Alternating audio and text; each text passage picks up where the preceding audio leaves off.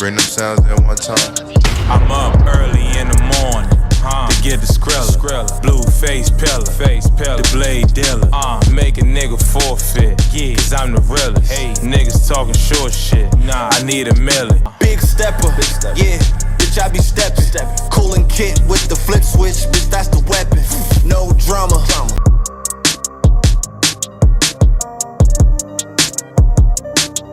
Welcome to New York Giants Full Access. Legend, bring them sounds at one time. I'm hard, and we got you. And that's it, man. Go purchase Big Pat Sports Talk merch and support the family, man. And welcome to Big Pat Sports Talk. Thank you for your support. Absolute stud out there in Washington, man. And I watched this guy over his whole career. Over there at Washington, I watched him get bigger. I watched him get better route running. I watched him get better at contested catches, and I just watched him just get better as a player overall. He blocks. You could put him in a slot. You could put him at the X, Y, Z. What's going on YouTube, Instagram, Twitter, all platforms? Welcome to another episode of New York Giants Full Access with your boy Big Pat Sports Talk. And today we're going to be talking about another New York Giants 7-round mock draft. It looks like it's by Doug Rush from G-Man HQ. And we're going to go through the picks that he picks for the Giants in a 7-round mock draft. It's getting close to the draft, folks. And we're going to talk about this mock draft here and see how you guys like it. The first pick, we do go receiver with Washington's Rome Odunze. I think he's the third best receiver in this draft. If let's say the Cardinals draft Marvin Harrison Jr. and then Malik Neighbors goes to the Chargers, I wouldn't mind Rome Odunze here. See what Rome Odunze brings that everybody likes Malik Neighbors, and I like him too. Pause. And I do believe he will be the guy that gets drafted at number 6. But let's just say somehow he doesn't make it to us at number 6. Or let's just say the rumors out there, he really just doesn't want to play with the New York Giants in our quarterback situation. We'll see. Rome Odunze is no slouch. A legit 6'2", 6'3", a legit 340, legit route running, legit catch radius, and I just think he's just a dog, man. And the more that he progresses, I think the better he will be. His ceiling is just as high as the other two receivers, and Marvin Harrison Jr. and Malik Neighbors. If you're that type of fan that goes based off ceilings, he was an absolute stud out there in Washington, man. And I watched this guy over his whole career over there at Washington. I watched him get bigger. I watched him get better route running. I watched him get better at contested catches. And I just watched him just get better as a player overall. He blocks. You could put him in a slot. You could put him at the X, Y, Z. It don't matter. This dude is going to go out there and he's going to give it his all. And maybe we need a number 1 target that's a little taller, that's like 6'3". It gives you a lot more room for error with your quarterback. Sometimes the quarterback may be wrong, but Rome Odunze can make him right by making a very good catch in traffic. So Rome Odunze at number 6, I am not mad at that. I think some people have him as a number 2 receiver. So I wouldn't mind him at number 6. And like I said, we haven't had a 1,000-yard plus receiver since Odell Beckham Jr. back in 2018. That was Eli Manning's last season as a full-time starter. If you add him on the field with Wan'Dale Robinson, Jalen Hyatt, Slayton, maybe Waller comes back, if not Bellinger, I think you have a very good core right there. Especially if your offensive line is playing as an NFL caliber offensive line. I do not mind that at all. So we'll see. Odunze and Hyatt, I mean, yeah, that's speed on top of speed and route running. And if Hyatt gets his route running, that would be dope for this team. But Romo Dunze at 6, I'm with that, man. So we're going to go to the second round, and they pick safety Tyler Nubin. Now, Tyler Nubin, very good safety from Minnesota, ball hawk safety. Finished 2023 with 53 tackles and 5 interceptions. He had a 91 PFF grade with only 376 yards allowed, 12 interceptions, 11 pass breakups, and a 33 passer rating allowed when he was targeted during his whole career at Minnesota. I think if you liked Xavier McKinney, I think you would love this guy. I believe he's Xavier McKinney as far as getting to the ball. I think he's better at getting interceptions than Xavier McKinney. He's a better tackler than Xavier McKinney, and he's just an all-out dog. Now, that's not to say Xavier McKinney was not a good safety, because if you say that, you're a liar. But this kid Tyler Nubin in this system with the Tennessee Titans defensive coordinator coming over, Bowen. If you study who the New York Giants hire and who we have on this team, coaches, staff, players, whatever, you know that Bowen has a safety-friendly scheme. And him and Pinnock back there, I think, will be a heck of a duo. With Dane Belton to back him up, Javarius Owens to back him up, Nick McLeod can play some safety at times.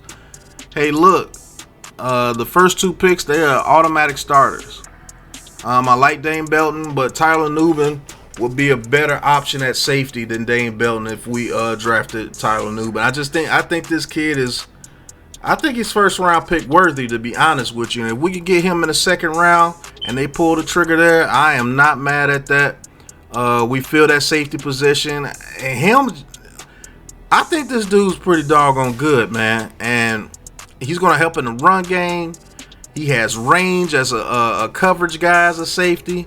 I think he could be in a Pro Bowl within 2 years in this system, because it's such a safety-friendly system. It allows them to roam. It allows them to make tackles. It will allow him to be the best version of himself. I'll put it that way. So Nubin at 47, I'm not mad at that, man. Now here's the controversial pick coming up. We didn't go quarterback in the first or second round, but in his mock draft, he went with South Carolina's Spencer Rattler. Now, if you are not, if you're not a guy that just listens to the media and you don't really study the guys and you want a quarterback, you're going to say that this guy is just absolutely awful. But that's just not the case. I believe he has some of the best arm talent in this draft class. And he has that little it factor to him, that he makes plays when plays need to be made. Now, does he have a little bit of issue of forcing the issue when it comes to playing a quarterback position? Yes, he will make some passes that will make you go like, what were you thinking? Like, you can't fit that ball in there, bro. You got a good arm, but you're not a Josh Allen type arm or Michael Penix type arm. I believe his arm is on par with Caleb Williams. I do believe that. And J.J. McCarthy, and is way better than Drake Mays. But the reason why he will go to the third round is because he has been replaced by Caleb Williams. At Oklahoma, he was one of the top quarterbacks, if not the top quarterback recruit that year. And he played at Oklahoma. He was eventually replaced by Caleb Williams, and Caleb Williams' story takes off. To be honest with you, Caleb Williams' story was supposed to be Spencer Rattler's story. But it didn't quite work out at Oklahoma. He had to transfer to South Carolina. And South Carolina, they are in the SEC, and their teams are not up to par with the Georgias, the Kentuckys, even the Floridas, or Alabama. All those guys over there. They weren't on par as far as team-wise with those guys, but Spencer Rattler made plays, man. And when you get this guy, he will make plays for your team. I don't think this is a bad pick. A third-round pick is not like you're drafting him with a first-round pick. Is he a little on the smaller side? Yes, he is. But, man, that guy, it's just, I just think if you give him a legit shot, I think he could turn out to be something pretty doggone good for you, man. So they get Spencer Rattler in the 3rd round. Maybe the quarterback of the future. We'll see. But I like that pick as well. All right. With the 4th round pick, we get Marshawn Lloyd from USC. Now, Marshawn Lloyd's talent, undeniable. I like him as a runner. I think he's a tough runner, and he runs with more speed than you think.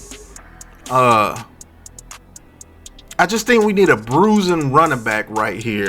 Marshawn Lloyd, he's kind of like Devin Singletary to me, but he may be a little bit stronger, but he's not the type of guy that I see in 3rd and 1 situations. You put him in there and he gets that 1 yard for you. You know, we signed Singletary to a 3-year deal. Singletary still fairly young. And I just don't think Marshawn Lloyd is that running back that gets that 1 yard when you need that 1 yard with your running back. Now he may go into the league and prove me absolutely wrong. And actually, I hope he does, especially if he's a Giant. I'm going to need him to prove me wrong. But if you're looking for a dynamic type back, yeah, Marshawn Lloyd is that dude, man. Marshawn Lloyd, he knows how to cut back. He has very good vision. He has that one-cut vision that you like. He has that pull-off speed that you like. And he does run with more power than what his body frame is. I just don't think he's that short yardage back that we really need on this team. Somebody like a Braylon Allen, Estime from Notre Dame. Somebody like that, a bruiser that, like, we really need that bruiser. Maybe even Ray Davis. Ray Davis can actually do it as well over in, I want to say Kentucky. So, Marshawn Lloyd, 116 attempts, 826 yards, and 9 touchdowns in 11 games in 2023. I won't be mad at the pick because we can use Marshawn Lloyd in the passing game, and he's a very good runner. He can be a pretty good 1-2 punch with Devin Singletary. But I just think we need a bruising running back. But am I mad at the pick? No. Would I pick him right here if somebody like Braylon Allen or somebody was available? No, I would go with Braylon Allen, but we'll see. I still say that's a good pick. It's just not the pick that I would make. In the 5th round, we get Tarheeb Still, cornerback from Maryland. Hey, going back to the Maryland roots for another cornerback. He did play with Banks for 1 year. And this guy's feisty, man. This guy will fight you to the end. He makes plays. The thing is, can he step up and be that second corner? Or will we have to go with McLeod or Flott at the second corner? Well, we'll see. If they do go corner, hopefully they go corner a little earlier. But in this mock draft, they got the safety in the 2nd round. I usually will go corner in the 2nd round. But Tyler Nubin can make up for a lot of stuff in this system. So I'm not mad at him going Nubin in the 2nd round. And I'm not mad at this pick either because he plays physical at the line of scrimmage. They're just going to have to work on a few things as far as him giving up slants, just like Banks did at Maryland. And Banks did it a little bit last year. I don't think this kid will get fooled by too many double moves. But we'll see, man. He is a kid. He will be coming in. I don't know if you should start him at that second corner. I believe you make him and Williams fight for playing time. Williams that we drafted last year, who we thought was going to be the second corner, but it really didn't turn out that way. Maybe it was Wink's system that put him in too many precarious situations where he was on an island by himself and he was a rookie. He just ain't ready for that. But I think this kid right here, Tarheeb Still, will be an absolute welcome to the cornerback room. And let's see if we can get him coached up. We got one of the best coaches in Henderson at the cornerback coach, so secondaries coach. I think he can coach this kid up, man. And who knows, he might turn out to be that second corner that we need. And we have 2 Maryland corners on the perimeter. So, not mad at this pick.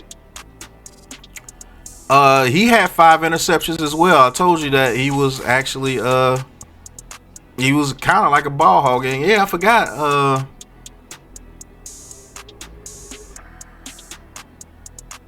Yeah, him and Hawkins, not Williams, Hawkins. I'm sorry. Trey Hawkins the third. I said Williams. But I would let him and Hawkins fight for playing time.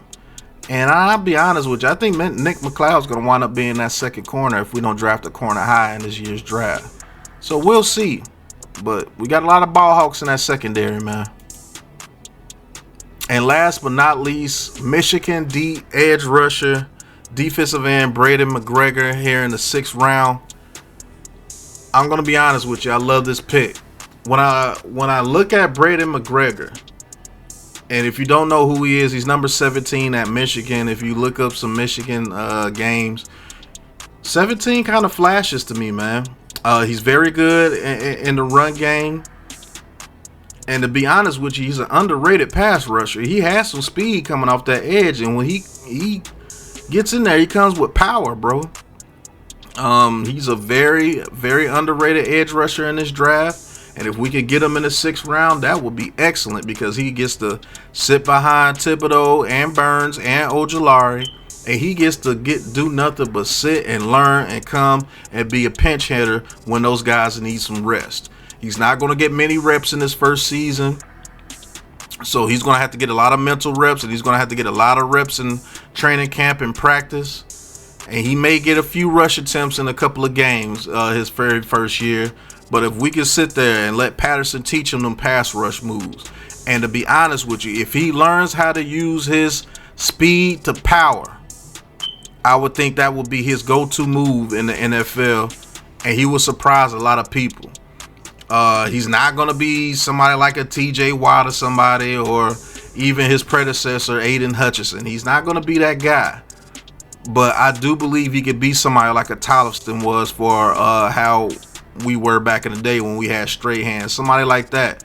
And I think it's ceiling, he could be someone like a Kiwanuka, who, if you have him as your third edge rusher, he's great. If you have him as the second edge rusher, he will be good, but it's not somebody that you would be like a bookend type edge rusher.